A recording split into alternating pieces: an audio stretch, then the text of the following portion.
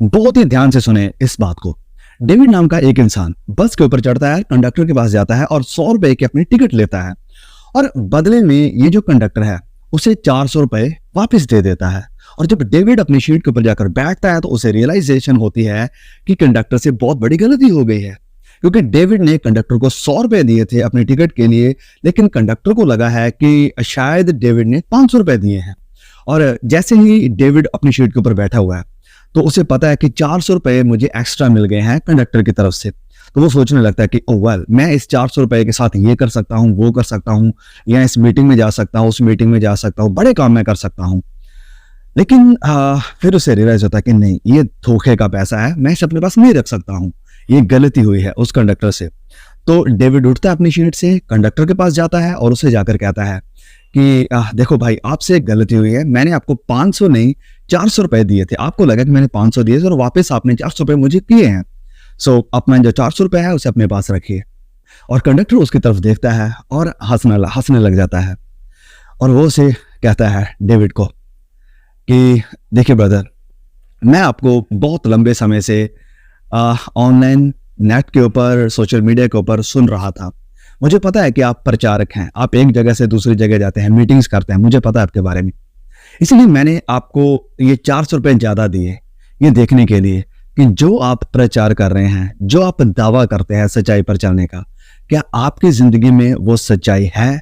क्या आपकी जिंदगी में वो ईमानदारी है जिस बात का आप प्रचार करते हैं? और मुझे बड़ी खुशी हुई है कि आपने ईमानदारी को दिखाया है, आपने सच्चाई को सामने लेकर आया है। सो डेविड को बहुत ही खुशी होती है और वो कंडक्टर भी खुश होता है कि हाँ वाकई ये बाइबल के प्रचारक हैं, ये जो क्रिश्चियन हैं वो सच्चे हैं। अब मैं यहाँ पर क्या बात कहने की कोशिश कर रहा हूँ, अब ध्यान से सुने। ये जो मैसेज है, ये जो संदेश होते हैं पर्टिकुलरली हमारे, ये जो बकरियां हैं, गोट्स हैं, उनके लिए नहीं है। जैसे कि ये हमारी डिस्क्रिप्शन का, ये अबाउट सेक्शन का भी हिस्सा है, that we are here not to entertain the goats but we are here to feed the sheep. ये जो खुदावंद यीशु की भेड़ें हैं, हम उन्हें खिलाने के लिए हैं। जो बकरियां हैं उनका मनोरंजन करने के लिए नहीं है। तो जो सच्चे खुदा की भेड़ें हैं, ये संदेश उनके लिए, और वही इसे ध्यान से सुनेंगे और अंत तक क्लियरली समझने की कोशिश करेंगे।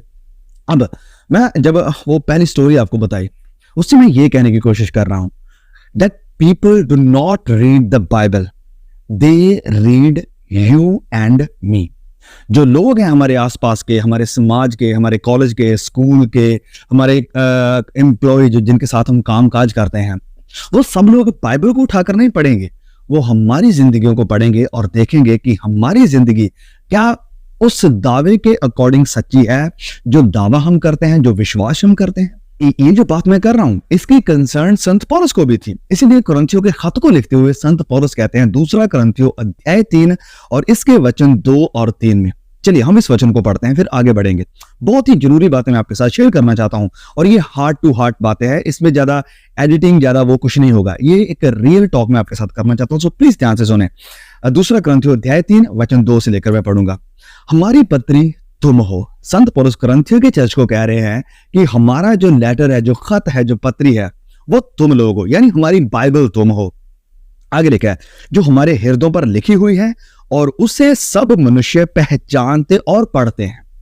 सब मनुष्य इसे, यानी आपको, जो कि पत्रियां हमारा खत हो, आपको सब मनुष्य पहचानते हैं, यानी देखते हैं और इसे ही पढ़ते हैं, आप ही को पढ़ते हैं।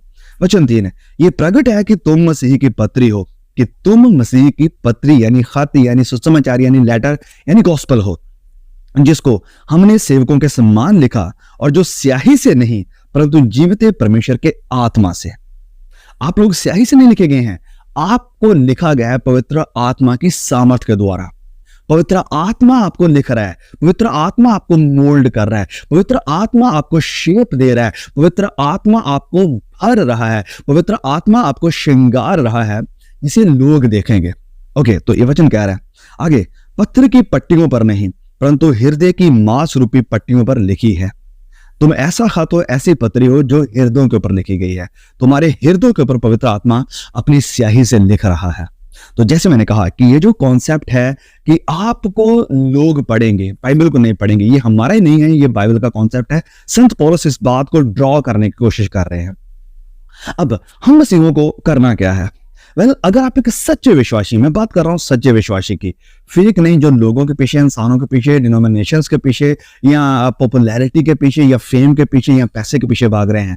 एक सच्चा विश्वासी जो मसीह यीशु की मर्जी को पूरा करने के लिए इस दुनिया में जिंदगी गुजार रहा है, जो मसीह यीशु की क्रूस को उठाए हुए दिन प्रतिदिन उसके पीछे चल रहा है, मैं उस विश्वासी की बात कर रहा हूं।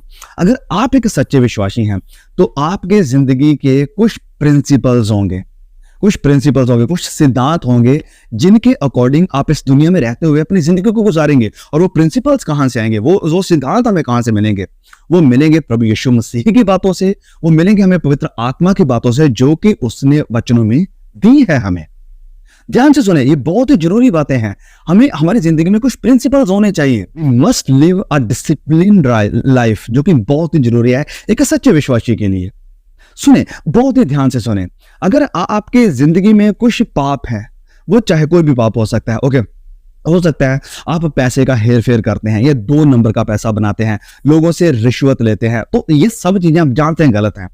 आप कोशिश कर रहे हैं इससे बाहर निकलने के लिए, लेकिन सबसे जरूरी बात मैं बताऊंगा आपको कि क्या कर रहे हैं इससे रीड ऑफ होने के लिए, इससे बाहर आने के लिए। देखिए, एक लिस्ट बनाएं, एक नोटबुक लें, पेन लें और लिस्ट बनाएं, उस पाप को लिखें कि मैं रिश्वत नहीं लूंगा, मैं 2 नंबरी पैसा नहीं खाऊंगा। लिखें इसे, इससे अपनी जिंदगी का सिद्धांत बना लें कि मैं ये काम नहीं करूंगा। हो सकता है आप पोर्नोग्राफी के साथ स्ट्रगल कर रहे हो, कहीं सेक्सुअल सिन के साथ स्ट्रगल कर रहे हो, इसे लिखें, नोट डाउन करें कि मैं ये पाप नहीं करूंगा, मैं इस गुप्त पाप में नहीं जाऊंगा। इसे लिखें, और जब आप इस चीज को लिख लेंगे, अपने सामने रख लेंगे, तो आपको पता होगा कि हाँ, मेरी जिंदगी का ये प्रिंसिपल है कि मैं ये काम नहीं करूंगा। हो सकता है किसी तरह का और भी पाप हो सकते हैं, मैंने सिर्फ एग्जाम्पल के लिए आपको ये 2 पापों का जिक्र बताया है, और भी कोई पाप हो सकते हैं। और जिस भी पाप के साथ आप स्ट्रगल कर रहे हैं, संघर्ष कर रहे हैं, और जिस पाप के ऊपर आप विजय पाना चाहते हैं, जीत पाना चाहते हैं, उसे लिखें, नोट करें और अपनी जिंदगी का प्रिंसिपल बनाएं, सिद्धांत बना लें कि मैं ये काम नहीं करूंगा। Because the principles in our life help us to overcome the struggles and help us to stay faithful to the creator. जो हमारी जिंदगी के सिद्धांत होंगे, प्रिंसिपल होंगे, वो हमारी मदद करेंगे कि हम खड़े रहें, मजबूत रहें, गुनाह से परे रहें। देखिए, जब हम बाइबल में देखते हैं, बाइबल में हमें बहुत सारी एग्जाम्पल्स देखने को मिलती है।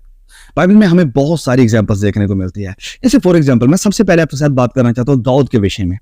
दाऊद की जिंदगी में प्रिंसिपल सिद्धांत नहीं थे बहुत सारी चीजों में। हालांकि धीरे धीरे उसने पाप के ऊपर जीत पाई, धीरे धीरे वो हम कह सकते हैं कि परफेक्शन की तरफ बढ़ा। लेकिन शुरुआती दिनों में या उसके जिंदगी को जब हम पढ़ते हैं, हमें पता चलता है कि उसकी जिंदगी में सिद्धांत या प्रिंसिपल्स नहीं थे।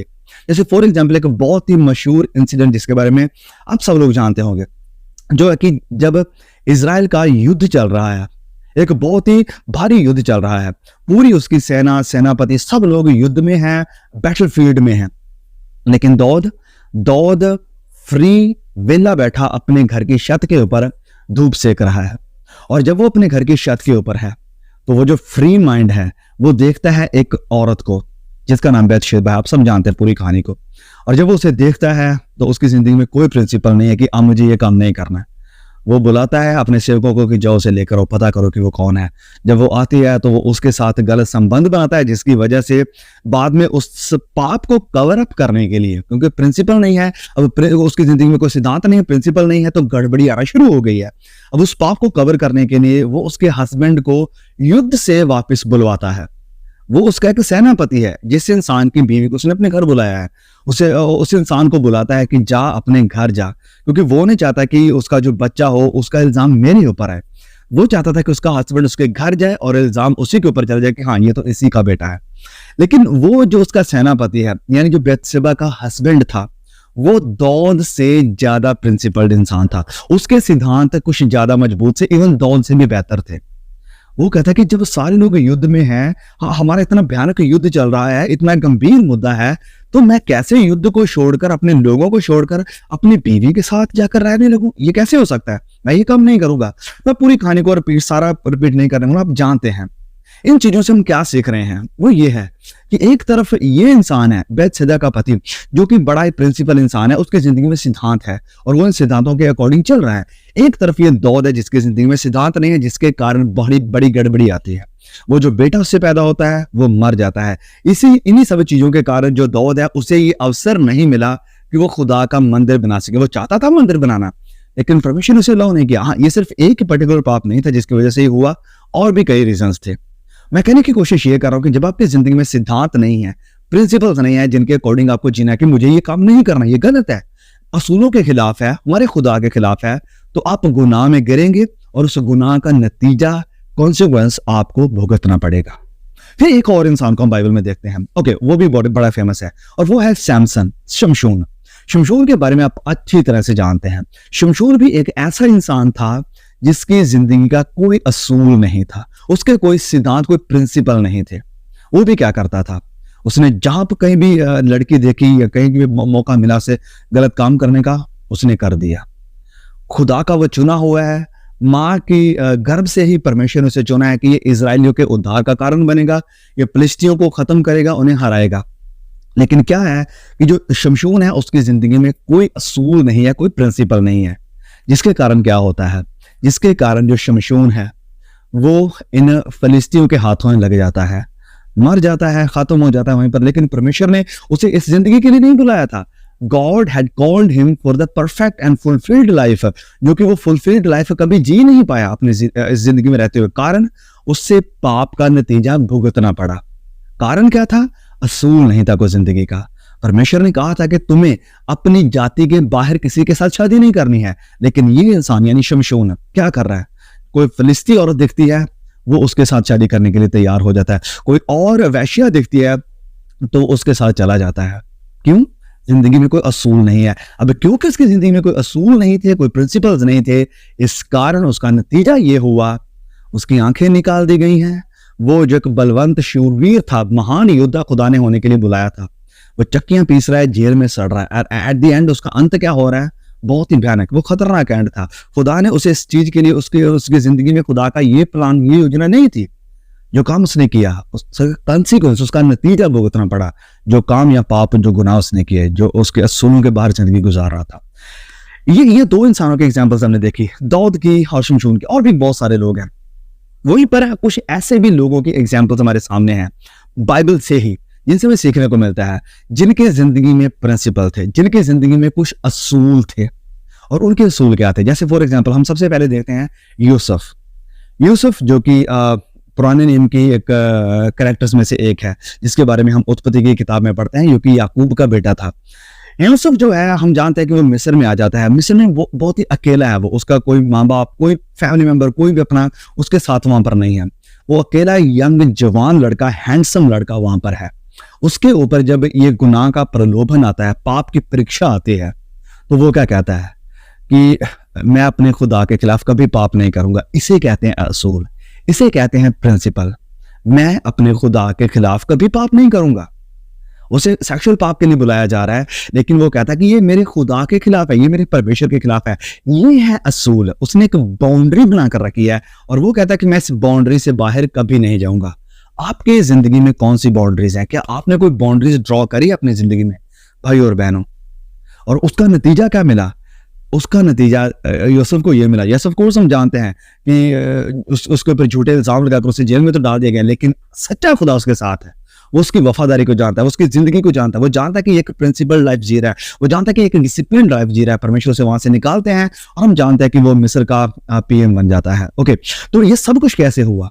क्योंकि वो वफादार था, क्योंकि वो प्रभु के खिलाफ, खुदा के खिलाफ गुनाह नहीं करना चाहता था। वो असूलों भरी जिंदगी जी रहा था, जहां पर वो खुद को भी सुरक्षित रख सका, जहां पर उसने परमेश्वर को भी प्रसन्न किया, और जहां पर उसका फल नतीजा से ये मिला कि उसे खुदा ने एक बहुत बड़ी पोजीशन दी। वो सब जो खुदा ने से वायदा किया था उसकी जिंदगी में पूरा हुआ। कैसे हुआ? क्योंकि ही लिव्ड अ डिसिप्लिन लाइफ, उसने असूलों भरी जिंदगी गुजारी। फिर और भी कई लोग हैं, जैसे फॉर एग्जांपल दानियल को भी हम देखते हैं पवित्र बाइबल में। दानियल के बारे में ये लिखा है कि उसने अपने मन में ठान लिया कि वो राजा का ये जो दूषित भोजन खाकर अपने आप को दूषित नहीं करेगा, राजा का अपवित्र खाना खाकर अपने आप को अपवित्र नहीं करेगा। उसने भी एक बाउंड्री बनाकर रखी है अपने पास, अपनी जिंदगी में, और वो कहता है कि मैं इस बाउंड्री को क्रॉस नहीं कर सकता। ये जो लाइन मैंने खींची है, मैं इसके बाहर कभी नहीं जाऊंगा। आपने कौन सी लाइन खींची अपनी जिंदगी में? क्या आपकी जिंदगी में भी कोई ऐसी चीजें हैं, आपके असूल हैं, प्रिंसिपल हैं, जहां पर आप कहेंगे कि नहीं, मेरी जिंदगी में ये लाइन है और मैं इसे क्रॉस नहीं करूंगा? लिखे आज, अगर आपने अभी तक ऐसा नहीं किया है, आज मैं कह रहा हूं कि अपने नोटबुक ले और लिखे वहां पर कि नहीं, मेरी ये बाउंड्रीज है, मेरी ये लाइन है, मेरी ये हद है, मैं इसे कभी पार नहीं करूंगा। मेरी जिंदगी का असूल है कि मैं ऐसी जिंदगी गुजारूंगा और इस बात में कभी शामिल नहीं होऊंगा। शामिल होना आपको रोकना है, उन गुनाहों में शामिल होने से अपने आपको रोकना है जो गुनाह आपके लिए एक बुरा कॉन्सिक्वेंस लेकर आएंगे। और दूसरी बात जो कि बहुत जरूरी है कि आपके खुदा से आपको दूर करेंगे। उन सब लाइनों से अपने आप को परे रखना है जो आपको गुनाह की तरफ लेकर जाती हैं।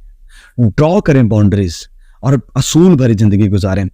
फिर बहुत सारे और भी लोग हैं जिनकी एग्जाम्पल, जिनकी कहानियां या जिनके विषय में हम पढ़कर सीख सकते हैं बहुत सी चीजें, नेगेटिव लोगों को भी देखकर, पॉजिटिव लोगों को देखकर कि हाँ, जो नेगेटिव लोग थे उनसे हमें कैसे बचकर रहना है, या उन्होंने जो पाप किए हमें कैसे उन पापों में नहीं जाना है।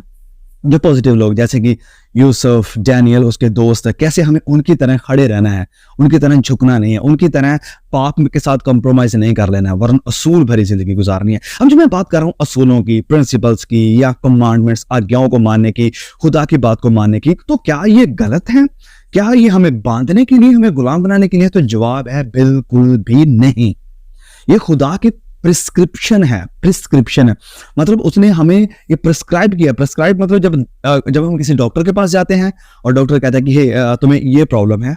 जैसे फॉर एग्जांपल मान लीजिए आपको शुगर की बीमारी है। ओके, ऑफ कोर्स खुदा ना करे आपके साथ ऐसा हो, लेकिन एग्जांपल के लिए मान लीजिए कि किसी इंसान को शुगर की बीमारी है। वो डॉक्टर के पास जाता है, डॉक्टर उसे चेक करता है और उसे कहता है कि देखो, तुम्हें इन चीजों से दूर रहना है। अगर तुम ये चीजें खाओगे, इन चीजों को अपने अंदर लेकर जाओगे, तो ये तुम्हारे लिए प्रॉब्लम खड़ी कर सकती है।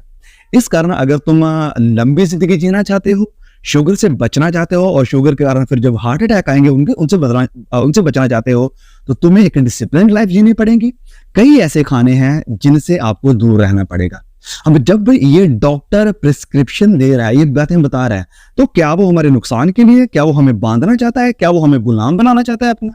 जवाब है नहीं, वरन वो हमारा फायदा चाहता है। वो नहीं चाहता कि हमारा नुकसान हो, वो नहीं चाहता कि हम जल्दी मर जाएं, वो नहीं चाहता कि हमें हार्ट अटैक हो। वो इन सब चीजों से हमें बचाने के लिए ही कहता है कि ओके, तुम्हें ऐसी जिंदगी गुजारनी पड़ेगी। तो same goes with the Bible. जब खुदा हमें कहता है कि ओके, ये कमांड है, तो वो हमें बांधने के लिए नहीं है, वरन ये हमें आजाद करने के लिए है। आजाद किन चीजों से? कि हम शारीरिक बीमारियों से आजाद रहें, और जो आत्मिक बीमारी पाप है उससे भी आजाद रहें। तो बहुत ही ध्यान से ये बातों को सुनने की जरूरत है सबसे पहले, और दूसरी बात, इन्हें समझने की जरूरत है कि जब खुदा कुछ कहता है तो वो हमारे फायदे के लिए ही है। यस, ऑफ कोर्स, वो हमारे फायदे के लिए, हमारे बेनिफिट के लिए ही है। जब परमेश्वर ने शमशून से कहा था कि तुम्हें अपनी जातियों के बाहर किसी से शादी नहीं करनी है, तो वो उसी के फायदे के लिए था। अब उसने खुदा की बात को नहीं माना, वो असूलों से बाहर गया, उसने सब तरह के पाप किए, तो उसका नतीजा उसे भुगतना पड़ा, उसका फल उसे भुगतना पड़ा। ऐसे ही है कि जैसे इनको शुगर का पेशेंट अगर डॉक्टर की बात को नहीं मानता है, जो डॉक्टर ने चीजें प्रिस्क्राइब करी उन्हें नहीं मानता है, और अपनी मनमर्जियां करने लग जाता है, जो उसके सामने आता है उसे खाने लग जाता है, तो नतीजा क्या होगा? कुछ ही दिनों के बाद उसकी जिंदगी खत्म हो जाएगी। उसका नतीजा ये होगा कि उसकी जिंदगी खत्म हो जाएगी। लेकिन अगर वो लंबी जिंदगी जीना चाहता है, उसे असूलों के अनुसार चलना होगा। सो असूल भरी जिंदगी हमारे शरीर के लिए भी फायदा है और हमारी आत्मा के लिए भी फायदा है। और जब आप असूल भरी जिंदगी, प्रिंसिपल भरी जिंदगी गुजारेंगे, तो इससे एक और बड़ा काम यह भी होगा कि लोग आपकी जिंदगी को देखकर परमेश्वर की महिमा करेंगे। लोग आपकी और मेरी जिंदगी को देखकर कहेंगे कि वाकई ये बाइबल के ऊपर चलने वाले, ये बाइबल को पढ़ने वाले, मसीह यीशु को मानने वाले विश्वासी हैं। इसलिए मैं कह रहा हूं कि हमारी जिंदगी में अगर प्रिंसिपल होंगे, असूल होंगे, तो लोग इसे पढ़ पाएंगे, लोग इसे देख पाएंगे, और वो लोगों को दिखाई भी देंगे। क्योंकि हर कोई इंसान जो हमारे कांटेक्ट में है, या जिनके साथ हम राब्ता करते हैं, वार्तालाप करते हैं, मीटिंग्स करते हैं, वो सब लोग इस बाइबल को नहीं उठाते हैं, वो सब लोग बाइबल को नहीं पढ़ते हैं, लेकिन वो हमारी असूलों भरी जिंदगी को, डिसिप्लिन्ड लाइफ को देखते हैं कि हम कैसे जिंदगी गुजार रहे हैं। क्या वो खुदा के साथ वफादारी वाली है? क्या वो सच्चाई वाली जिंदगी है, लोगों के सामने भी और परमेश्वर के सामने भी? सो प्लीज मेरे भाइयों और बहनों, आइए आज अपने आप के साथ ये खुद के लिए चैलेंज रखें, खुद के लिए, कि मैं असूल भरी जिंदगी गुजारूंगा। मेरे ये असूल हैं और मेरे खुदा के ये असूल हैं, मैं इनसे बाहर नहीं जाऊंगा, जिससे फायदा होगा मेरे लिए भी और परमेश्वर को इन सब चीज़ों से महिमा भी मिलेगी। और लोग भी जानेंगे कि यस, ये सच्चे विश्वासी हैं, ये क्रिश्चियंस हैं। हमारी ज़िंदगी को देखकर ऐसा नहीं कि जहाँ गालियाँ निकल रही हैं आप भी वहाँ पर गालियाँ देना शुरू कर दो। ऐसा नहीं कि फेसबुक के ऊपर कोई पोस्ट देखी जो कि क्रिश्चियनिटी के खिलाफ है, आप नीचे कमेंट में जो आपका नाम है डेविड पॉल, और डेविड पॉल ने क्या कमेंट किया है, गंदी गंदी गालियाँ दी है। नहीं, इसे देखकर कोई भी आपको अप्रिशिएट नहीं करेगा और कोई भी आपके खुदा को अप्रिशिएट नहीं करेगा। You must bless the people who persecute you. वचन में लिखा कि जो तुम्हें सताते हैं उन्हें आशीषित दो, उनके लिए दुआ करो, उनके लिए प्रार्थना करो। प्रभु यीशु ने सिर्फ ये सिखाया नहीं, ये करके भी दिखाया है। हमारे लिए एक एग्जाम्पल है मसीह यीशु, हमारे लिए सबसे बड़ी एग्जाम्पल है मसीह यीशु।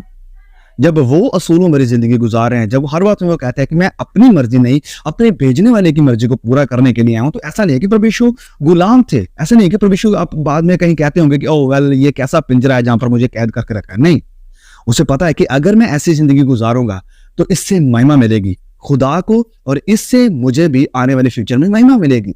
इसके बारे में हम वचन में पढ़ सकते हैं। चलिए खोलिए मेरे साथ इब्रानियों अध्याय 12। ये मेरा एक बहुत ही फेवरेट चैप्टर है। अगर आप में से बहुत से लोगों में सुनते हैं तो आपको पता होगा कि कई बार हमने इस चैप्टर से स्टडी को किया है। तो यहाँ पर अध्याय 12 के वचन 1 से जब आप पढ़ते आते हो, यहाँ पर प्रभु यीशु मसीह के बारे में लिखा, उसकी डिसिप्लिन लाइफ के बारे में। वो पिता की मर्जी को पूरा करना चाहता है, अपनी मन मर्जी नहीं, पिता की मर्जी को। और सच्चा विश्वासी वो है जो अपनी नहीं, अपने भेजने वाले यानी मसीह यीशु की, उसके वचनों की मर्जी को पूरा करता है। ओके, इब्रानियों अध्याय 12, Hebrew chapter number 12 beginning from 1 लिखा है यहाँ पर, इस कारण जबकि गवाहों का ऐसा बड़ा बादल हमको घेरे हुए है, तो आओ हर एक रोकने वाली वस्तु और उलझाने वाले पाप को दूर करके वह दौड़ जिसमें हमें दौड़ना है धीरज के साथ दौड़े, और विश्वास के कर्ता सिद्ध करने वाले यीशु की ओर ताकते रहें। विश्वास के कर्ता और सिद्ध करने वाले यीशु की ओर ताकते रहें। जैसे मैंने कहा, वो हमारी एग्जाम्पल है, सबसे बड़ी एग्जाम्पल। हमें पुराने नियम में जाने की जरूरत नहीं है, ऑफ कोर्स उनसे हमें सीखने की जरूरत है बहुत सारी चीजें, जैसे मैंने ऑलरेडी बताया, सीखा हमने। लेकिन अगर हमें परफेक्ट एग्जाम्पल देखनी है, जो कि जिसके ऊपर हम विश्वास करते हैं, जो हमारे उद्धार का चैंपियन है, वो मसीह यीशु है। He is the greatest example that we have, that we must look unto. तो वहां पर ये वचन कह रहे हैं कि हमें यीशु की ओर ताकते रहना, यीशु की ओर ताकते हुए उसकी तरफ देखना है। वो एग्जाम्पल है, उसकी तरफ ताकना है। एग्जाम्पल का मतलब क्या होता है? फॉर एग्जाम्पल, आप किसी जंगल में जा रहे हैं और आपके आगे आगे जो जंगल का रास्ता दिखाने वाला है वो जा रहा है, और वो आपके लिए रास्ता सीधा करते जाएगा, और आपको उसके पीछे पीछे जाना है। जहां जहां उसके पांव के निशान है, आपको उसके पीछे पीछे चलना है, अगर आप सुरक्षित जंगल से होकर गुजरना चाहते हैं, क्योंकि वो जो इंसान है वो ऑलरेडी आपके आगे आगे होकर गुजरा है। सो मसीह यीशु भी हमारे आगे आगे होकर गुजरा है, और हमें उसकी तरफ ताकते हुए, उसके पांव के निशान की तरफ ताकते हुए आगे बढ़ना है। वो हमारी एग्जाम्पल है। मसीह यीशु हमारे लिए परफेक्ट उदाहरण है। आगे लिखा है, जिसने उस आनंद के लिए जो उसके आगे धरा था, जो आनंद उसके आगे धरा था, जिसे वो देख पा रहा था, लज्जा की कुछ चिंता ना करते हुए क्रूस का दुख सहा।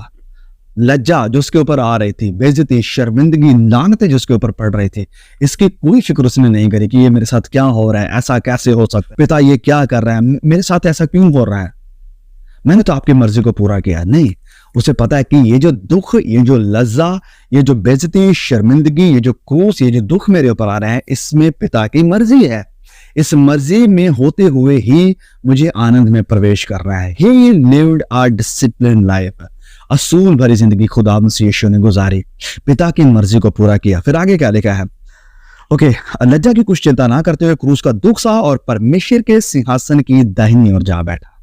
खुदा ने उसे सिंहासन दिया, खुदा ने उसे अपने पास बुलाया, खुदा ने उसे महिमा दी, खुदा ने उसे अधिकार दिया, उसे सामर्थ्य दी, और उसे अथॉरिटी दी, उसे पावर दी, उसे ताकत दी, सिंहासन भी दिया उसे। ये सब कैसे हुआ? क्योंकि उसने पिता की मर्जी को पूरा किया। लज्जा की, क्रूस की, बेइज्जती की, लानतों की, दुखों की चिंता ना करते हुए उसका निशाना था उस सिंहासन को पाना, उसका निशाना था पिता को प्रसन्न करना। That's it, that was his goal. आपका गोल क्या है? आपकी जिंदगी का प्रिंसिपल क्या है? पिता को प्रसन्न करना, पिता की मर्जी को पूरा करना। और फिर चाहे कुछ भी हो, फिर चाहे आपके रिश्तेदार नाराज हो जाए, फिर चाहे आपके कोलीग्स आपके साथ परेशान हो जाए, फिर चाहे कुछ भी हो जाए, फिर चाहे आपको नुकसान भी क्यों ना हो जाए, क्या इन सब चीजों में भी आप कह सकेंगे कि नहीं, मैं मसीह यीशु की संतान हूं और मैं असूल भरी जिंदगी का गुजारने के लिए बुलाया गया हूं, मैं प्रभु यीशु की मर्जी को पूरा करने के लिए बुलाया गया हूं। ओके, सो प्लीज इस मैसेज को शेयर करें। मुझे पता है बहुत सारे व्यूज ऐसी वीडियोस के ऊपर नहीं आते हैं। I been experiencing this for a long time. मैं इन चीज़ों का लंबे समय से अनुभव कर रहा हूँ कि ऐसी जो हमारी वीडियोस होते हैं जहाँ पर बाइबल की ठोस शिक्षा है, सच्ची और खरी शिक्षा है, वहाँ पर व्यूज नहीं आते हैं। जो बड़े हॉट फायर टॉपिक होते हैं उनके ऊपर बड़े व्यूज आते हैं। लेकिन मुझे विश्वास है कि जो सच्ची खुदा की भेड़ें हैं, वो चाहे 50 ही हैं, चाहे 100 है, चाहे 1000 है, उनके लिए ये मैसेज जाना बहुत ही जरूरी है। सो प्लीज आप अपने चर्च ग्रुप के साथ, अपनी भाई बहनों के साथ इसे जरूर शेयर करें, वचनों की सच्चाई लोगों तक पहुंचाएं।